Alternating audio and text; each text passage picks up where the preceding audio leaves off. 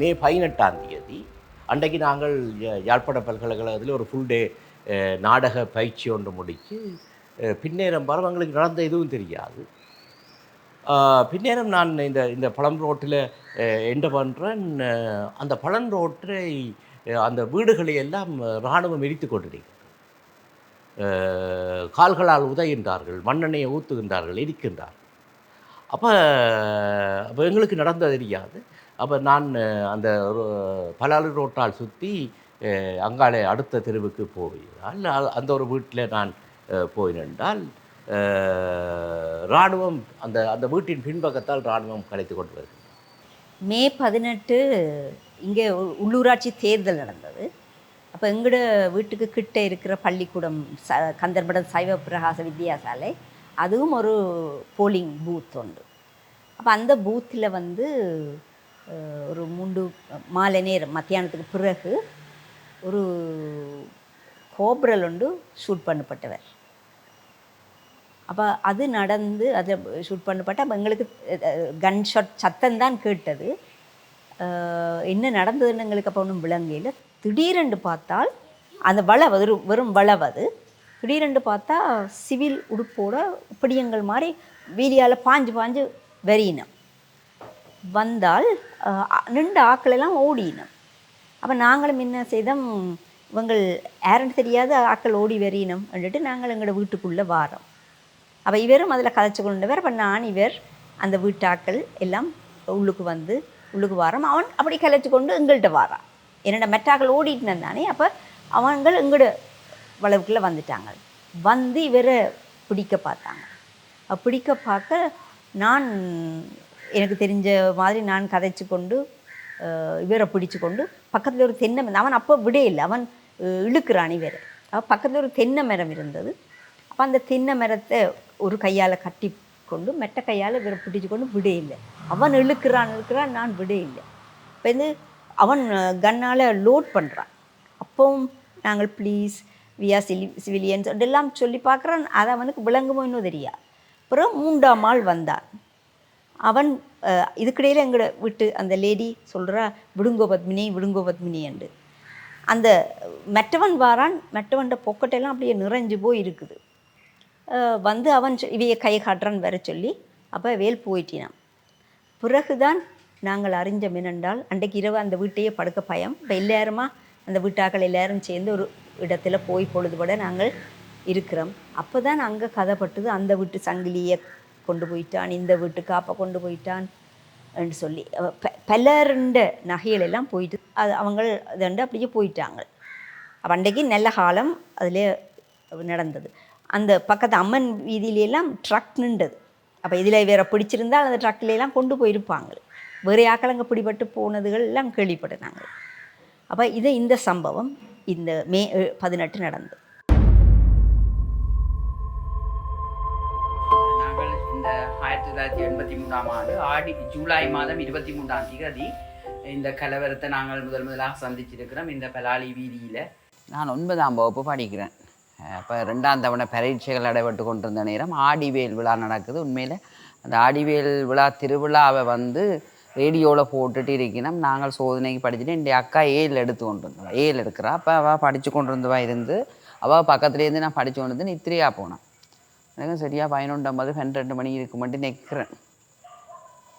பிடிய குண்டு வெடிப்பேன். அப்போ தான் நாங்கள் முதல் அந்த குண்டு வெடிக்கிறன்றதை அறியணும். அப்போ எந்த பக்கம் வெடிக்குதுன்னு தெரியாது எல்லாரும். அப்போ வெடித்தது அந்த பக்கம் நாங்கள் ஓடி வந்தோம். அப்போ எங்களுக்கு எங்கேன்னு தெரியல, எங்காலையும் சத்தம் இருக்குது. அப்போ எங்கேன்னு தெரியாமல் எல்லாரும் அல்லோட முதல் முறை தானே, அப்போ என்ன செய்கிறேன்னு தெரியாமல் நாங்கள் இதுக்குள்ளே எங்கேயோ விழுகுதுன்னுட்டு எல்லாரும் ஓடினாங்க வெளியில்.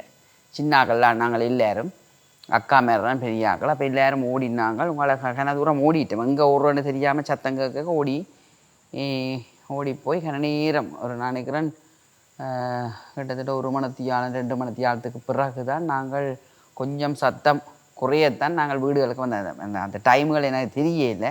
நாங்கள் சின்னாக்கள் தானே பேட்டையும் வீட்டை போய் கன நேரம் நிற்கலான்ட்டு திரும்பி வந்து நாங்கள் அந்த கரண்ட் வயர்கள் எல்லாம் பற்றி எல்லாம் வெடிச்சு எரிஞ்சு இதாண்டுனது. அதே நேரம் இராணுவம் வந்து அங்காள இந்த எங்கட பின்பக்கம் அங்காள வந்து ஃப்ரண்ட் லேன் ஒன்று இருக்குது, முன் வீதி. அந்த வீதியில் கராஜ் ஒன்று இருந்தது, பெரிய கராஜ். அந்த கராஜுக்கு நின்று கொண்டு மிகப்பெரிய அளவில் கூக்குரல் விட்டு கத்தி, நான் நினைக்கிறேன் ஒரு 100-200 கிணவேர் எங்களுக்கு இப்போ திட்டவட்டமே நான் சொல்ல தெரியல. அப்போ நியாயமான ஆட்கள் நின்று அந்த கத்தி ஆர்ப்பாட்டம் பண்ணி பெருசாக அந்த ஆவேசத்தில் கத்துற சத்தம் கேட்டது. அப்போ எங்களுக்கு ஒரு பயமாக இருந்தது. இப்போ அவனுக்கு வந்து இருட்டு, என்ன செய்கிறேன்னு தெரியாமல் அவனும் அதுலேருந்து குளர்னது கேட்டது. மற்ற குண்டு வெடிப்பு நடந்து நேரத்துக்கு பிறகு சத்தங்கள் அப்போ ஓஞ்சிருந்தது. இப்போ நாங்கள் விடிகிற நேரம் மட்டும் எல்லாம் மட்டும் முழிஞ்சு தான் இருந்த நாங்கள் என்ன நடந்தது எங்கே நடந்ததுன்னு தெரியாமல் ஒரு தினமும் ஒரு வீடுகளில் சுத்து. அப்போ எங்களுக்கும் உங்களை பின் வீட்டில் எங்களுக்கும் அதிலேயே கேட் இருந்த 2 வீட்டுக்கும் போய் வரக்கூடாது. இப்போ நான் அவையிலெல்லாம் மூடியது இங்கே வந்தால் நின்றவன் அவங்கள பெரிய சத்தம் கேட்குது. அப்போ எல்லாருமா சேர்ந்து கொஞ்சம் விடிகிற நேரத்தில் தான் அந்த தகவலை நாங்கள் அறியக்கூடியதாக இருந்தது. அதுவும் வேறு ஒரு ஆள் அவர் தியேட்டரில் வேலை செய்கிறாள் முடிஞ்சு வரைக்க இந்த சம்பவம் நடந்ததுன்றதை நாங்கள் சின்ன பிள்ளை யாருண்டே தெரியாது. இப்படி கதைச்சவை வேறான் சொன்னது, இப்படி இதில் குண்டு வெடிச்சிட்டு தான் ஆமிக்கான்னு சொன்னது.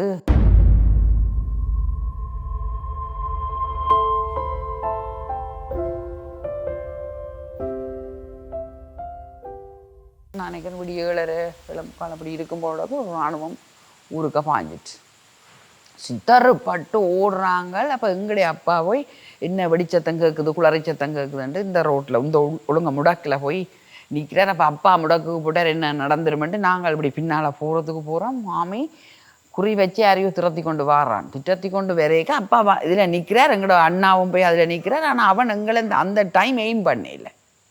அவன் யாரோ அந்த வச்சால யாரோ வாக்க மட்டும் நெச்சுக்கொண்டு ஒரு ப்ளூ ஷர்ட் எனக்கு இன்றைக்கும் அந்த குரல் சத்தத்தில் கேட்குது. ஆமி திரத்தி கொண்டு போயிருக்க ப்ளூ ஷர்ட்ன்னு சொல்லித்தான் திரத்தி கொண்டு ஓடுறான்.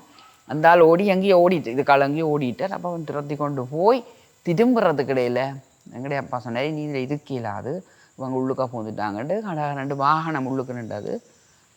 டக்கண்டு எடுத்துக்கொண்டு சந்தியால் போன ஆபத்துன்னு சொல்லி ஒரு எங்கேயோ தூரவாக கொண்டு போய் எங்களை அங்கே கொண்டாவில் இறக்கினவர். ஆனால் அதுக்குள்ள திரும்பி வேறு வந்து நாட்டு நிலைமை பார்க்க வரைக்கும் அந்த டைமே அந்த இறங்கின உடனேயே எங்களோட ஊர் முழுக்க சுட தொடங்கிட்டான். இராணுவம் மீதான தாக்குதல் நடந்தது திருநெல்வேலி அந்த கேம்பஸ் பின் லேன் தபால் கட்ட சந்தியில். அந்த லேனுக்காலே ஆமி போய் அப்படியே அந்த சிவன் கோயில் பின் வீதியால் வந்து மணத்தல் லேனுக்குள் புகுந்து மணத்தல் லேனுக்கால் பழம் ரோட்டில் ஏறி பழம் ரோட்டில் வீடு வழியே போய் பேருந்து கந்தபுரான் லேனுக்கு போய் அங்கால மிச்ச ஆமி கொன்வோயோட சந்திச்சிருக்கான் போல. அப்போ இதுக்கிடையில் நாங்கள் கேள்விப்பட்டோம் ஒரு 50-60 பேரை அவர் சுட்டுக்கொலை செய்திருக்கிறார். எங்களுடைய சீனியர் மேஜர் செய்த ஒரு அண்ணா ஒரு மிக சாதுவான மனிதர். அவர் நடந்தால் புழுஞ்சாகார் அப்படிப்பட்ட ஒருவர். அவர் மனிதன் பத்திரிகை எல்லாருக்கும் விற்று கொண்டு தெரிகிறார். அப்போ கையில் தோல்லையோ ஷோல்டர் பேக் போட்டு அதில் மனிதன் பத்திரிகை வச்சுருப்பார், கண்ட எல்லாருக்கும் விற்பார். அப்போ நான் கேள்விப்பட்டேன் இவர்கள் மானிப்பாயில் நின்றுருக்கிறார். அப்போ ஒரு பஸ் ஒன்று வந்தபோது அவர்கள் அதை மறைச்சிருக்கார், நீங்கள் வந்து. ஆனால் அந்த பஸ்ஸில் வந்த முழுக்க அந்த ஆமி இறங்கி அதில் நின்று அவ்வளோ பேரையும் சுட்டுருக்கிறார். அதில் விவலதாசன் உட்பட அதில் 7-8 பேர் அதுலேயே சாவடைந்தார். நேர முன்னாலே இருக்கிற அந்த வீட்டில் போக அந்த கன்ஃபைன்மெண்ட்டுக்காக அந்த மென்சன் சவுதியிலேருந்து வந்திருந்தவர். அப்போ அவர் முன்னுக்கு வந்துட்டார். அவர் இளமாள் வந்துட்டார். வந்த உடனே அவன் ஐடென்டி கார்டை கொண்டு வான்னு சொல்ல உள்ளுக்கு போய் ஐடென்டி கார்டை எடுத்துக்கொண்டு வந்தது தான் தாமதம், ஷூட் பண்ணிட்டான். அவர் லோரி டிரைவர், பிடி ஒரு உயரமான நல்ல ஒரு பெருமனான ஆள், பிடி ஆள் மேலே போல. அவரை துரைச்சாமியை அன்னின்னு சொல்லிவினேன், துரைச்சாமியாண்டு அவரை சுட்டு அவர் அப்படியே பொடி வாசலில் கிடக்குதுன்னு சொன்னவன். வந்தாமே சுட்டு பொடி வாசலில் கிடக்கு. வாசலில் அவர் வந்து எட்டி பார்க்க வர அவன் சுட்டுட்டு தான் அப்படியே வாசலில் கிடக்கிறார். அப்படியே அவங்க ஓடிக்கொண்டு இருக்கிறாங்க. இப்போ இது நாங்கள் வேறு இடத்த போயிருந்து கொண்டு தான் தகவல்கள் அறிஞ்சது. எங்கள்ட அப்பா கொஞ்சம் விஷயம் தெரிஞ்சால் அப்போ அவர் இதுக்கால வந்து இதுக்கால போனால் தான் தப்பி போகலாம்னு திரும்பி வந்த இடத்துல எங்கள்ட ஒரு சொந்தக்காரர் தான் துறவு எங்கள்ட அப்பாண்ட இந்த நர்சிங் ஹோம் இருக்குல்ல, இப்போ ஜால் ஹாஸ்பிட்டலுக்கு பக்கத்தில் இருக்கிற ஒழுங்கேக்க 2 ரெட்டையர்கள் இருந்தவர், 2 லெமன் குசன் என்று சொல்லி அதில் ஒரு ஆளை சுட்டு சாக்கொல்லிட்டான். அப்படி எங்களோட ஊர் முழுக்க சுட்டதுக்குள்ள நான் நினைக்கிறேன் இந்த கோண்டாவில் உங்களையும் சுட்டு கொண்டு போனது, உடும்பிரை பக்கம் போனது, நல்லூர் அடி போனது, எல்லா இடம் அன்றைக்கு ஊர் 2 பட்டது. நாங்கள் எல்லாம் உண்மையில் சின்ன பிள்ளைகள் எங்களுக்கு இந்த சாக போகிறோம்ன்ற ஒரு பயம் வந்துட்டு நாமிங்க நேரம் கண்டுட்டோம் இறங்கிட்டேன். அப்போ எல்லாரும் அப்படி ஒரு பயத்தில் இருந்தது. நாங்கள் 8:30 9 மணிக்கெல்லாம் நாங்கள் வேறு இடங்களுக்கு எங்களை கொண்டே விட்டுட்டார். அப்பா இறங்கினதில் 50க்கு மேற்பட்ட ஆக்களை சுட்டுன்றதை நாங்கள் அறிஞ்சு நாங்கள் ஏன்னா ஹாஸ்பிட்டலில் கொண்டே 50க்கு மேற்பட்ட ஆக்கள் போடுபட்டிருக்கண்டு. ஆனால் இந்த பயம் என்று பார்த்தால் ஒரு அதை சொல்ல இயலாது. அந்த பயத்தை மிக ஒரு பயங்கரமான ஒரு காலம். அந்த நினைவுகளில் இருந்து அதால் தான் ஆக்கள் கன பேர் இங்கேயே இருக்க வேண்டாம் என்று வேறு நாடுகளுக்கு போனதெல்லாம் இருக்குது. ஒரு பயத்தோடையான வாழ்க்கையை தான் அந்த காலத்தில் வாழ்ந்தது.